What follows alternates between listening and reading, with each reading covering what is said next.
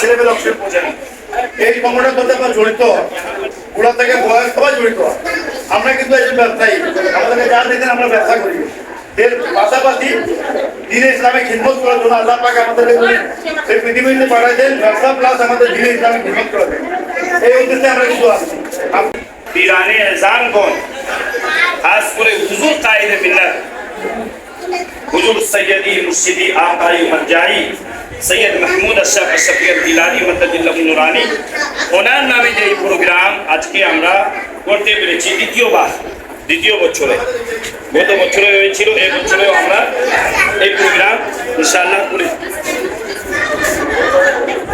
ঢেলাপির এলাকাতে করতেছি। প্যারে হাজরিন, হুজুর কায়েদে মিল্লাত আলে রাসূল এবং আওলাদে গৌসে পাক রয়েছে, বলেন সুবহানাল্লাহ। ওনার চেহারা আপনারা দেখেছেন?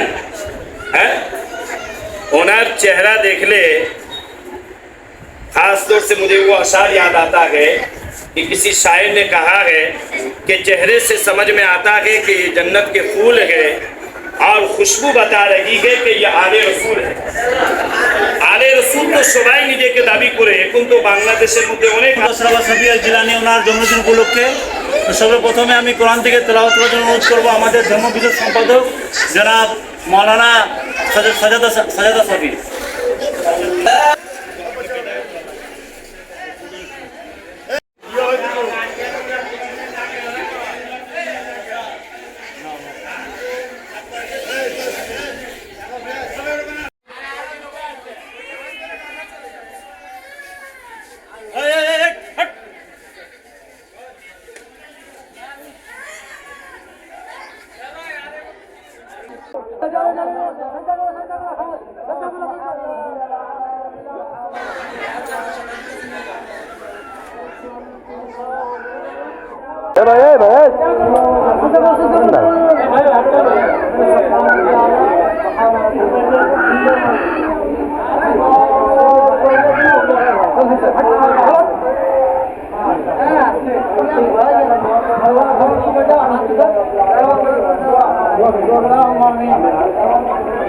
اللهم تقبل منا انك انت السميع العليم وتب علينا انك انت التواب الرحيم.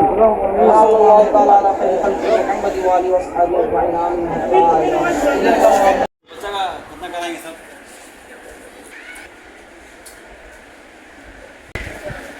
امين.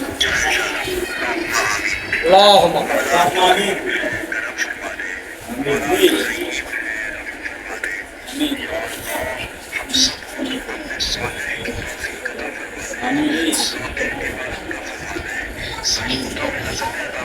आमीन। या अल्लाह हम सबको तू शाद रख, आबाद रख, अपने फजल व करम के साए में रख। या अल्लाह हमें से बीमार, या अल्लाह हमें शिफाए कमी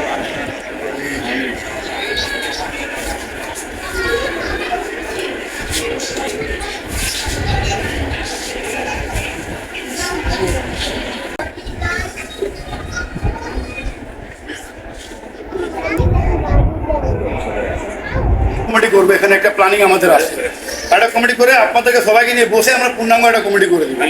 আপাতত 4-5 জন যাবে, যা 2 জন আছে, এরা 2 জন আছে, এতে সহিতা 4-5 জন আপনারা আসেন। আসার পরে আমরা একটা কমিটি করে দিয়ে তারপর আমরা পূর্ণাঙ্গ কমিটি করবো।